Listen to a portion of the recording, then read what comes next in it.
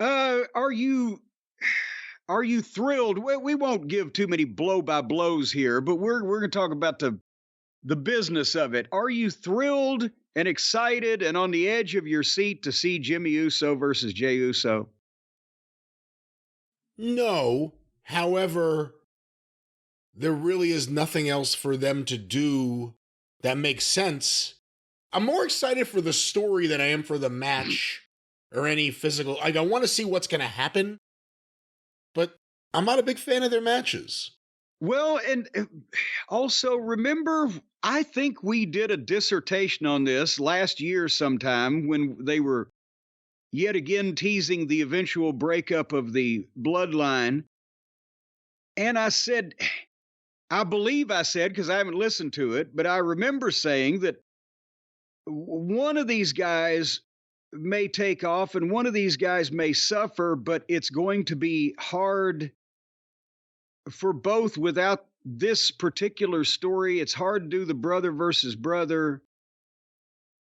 And now the thing is, they're just down to, one saying, I miss you. We don't talk. We don't ride. We don't see each other. Come back to me. I never left. It was your idea to leave the bloodline.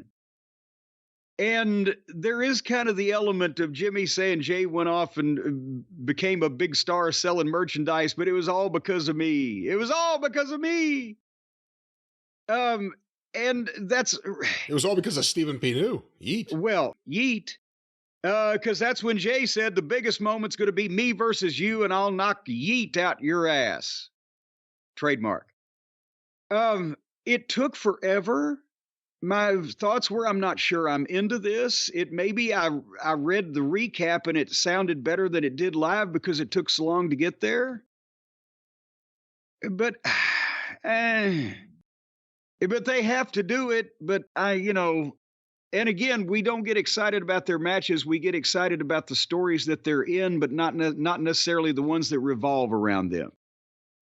But anyway, Jay shoved Jimmy, and Jimmy and Solo got Jay down, and Cody hit. At least they didn't play his music. He just ran down and cleaned house. Because, now it's just let Cody beat up everybody. Because that's what they need to do, and he's doing it, and talk. And that's, but at least Cody got some fucking glory at the end there. But otherwise, that was the opening segment. And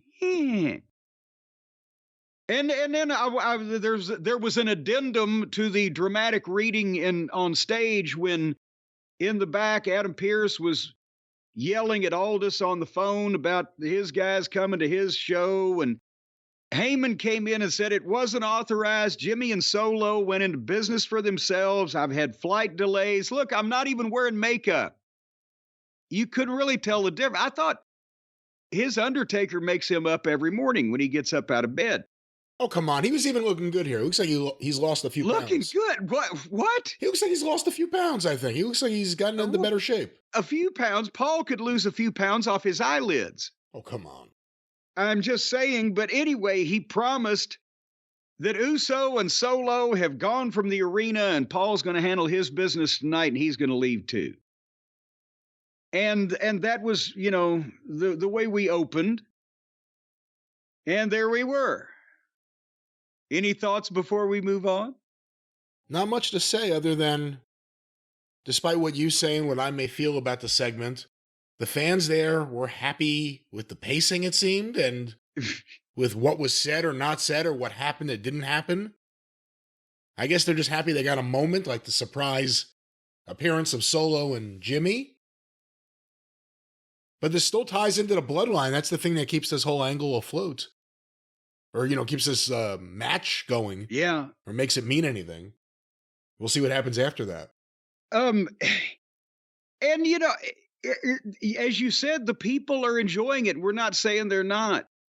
And for all the people who say, oh, he hates AEW, but he puts WWE over, well, they're making money. I put him over for that. But these shows are a schlog. And if you put these live events in front of people who bought tickets to see Raw during the Attitude Era, or if you put it in front of people who bought tickets in the 80s to see Crockett Promotions, there'd be a fucking riot, wouldn't there? You saw some of those crowds.